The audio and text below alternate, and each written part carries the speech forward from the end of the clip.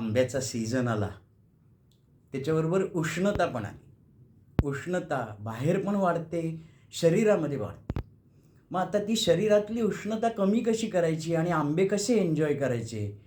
तर योगक्रिया, शीतली, सितकारी आणि चंद्रभेदन प्राणायाम हे जरूर तुम्ही करा.